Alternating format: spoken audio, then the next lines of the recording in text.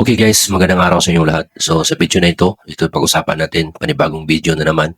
Welcome back to my channel. Kung paano nga ba sa pag-exam ng LTMS portal, paano nga ba pag-login dito mga kaibigan.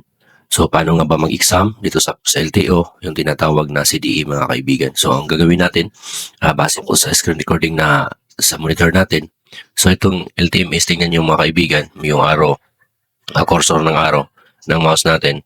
So, LTMS Online Portal. So, yan po yung website na kailangan natin pasukin. So, yan mga kaibigan. So, nakakapasok na tayo. So, ito yung register now or login. So, kung ikaw ay bago pa lang, first time mo pang nagbisita dito, so, pwede kang mag-register dito mga kaibigan. Since naka-register na po tayo, so, click na natin ito. So, nakakapasok na, tingnan nyo.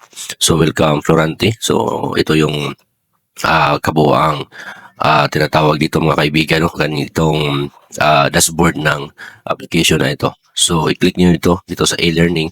So, sa taas, yung mayroong kulay pula. So, i-click mo yan kung gusto mong mag-exam mga kaibigan.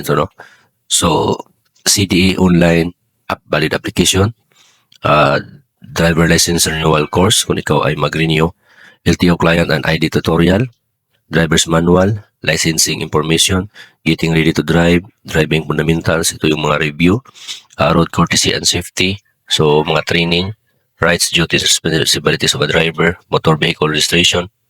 So yan mga kaibigan, so marami dyan. So kung gusto mo, kung mayroon kang katanungan dito, ikapang-click mo lang yan mga kaibigan kung ikaw ay makakapasok na sa LTMS portal. So yung sadya natin sa video ngayon is tungkol po sa exam. So i-click natin yan mga kaibigan, yung exam. So, yan. Okay. Okay. So, nilabas po tayo, no? Okay. So, LP. So, yan. Ito ang makikita natin, no, na code. I-click, ilagay lang natin dyan.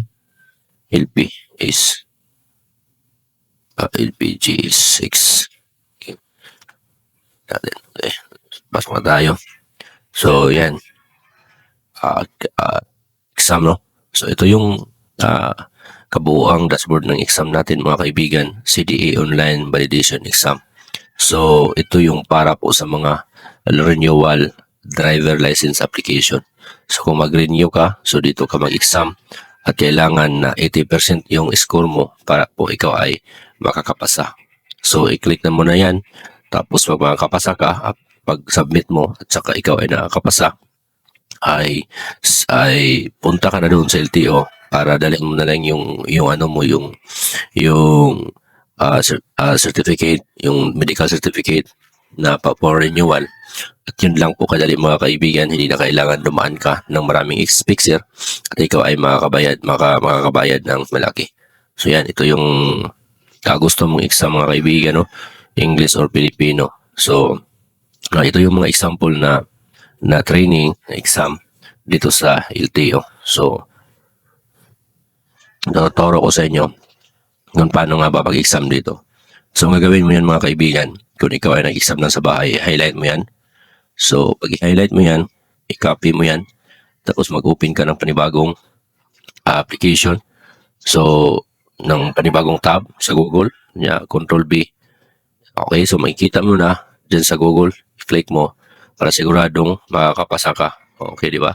You should never lend your driver license to anyone. It is a personal legal. So, when you may lend driver license, so ang answer, you should never lend your driver license to anyone. So, babalik ka dito mga kaibigan, no? So, dito, tingnan nyo. When you lend your driver license to a person practicing to learn above under no circumstances in emergency. So makita natin dito sa Google yung answer, you should never lend your driver license. So balik tayo mga kaibigan, in emergency under no circumstances to a person practicing learn to drive. So dapat yan po yung answer natin, no? Under no circumstances. So susunod mga kaibigan, what is the initial driver license classification for the applicants of new license? So what is the initial driver license classification? So, highlight din natin yan, no? Kakopy natin. Ilagay natin dito na naman.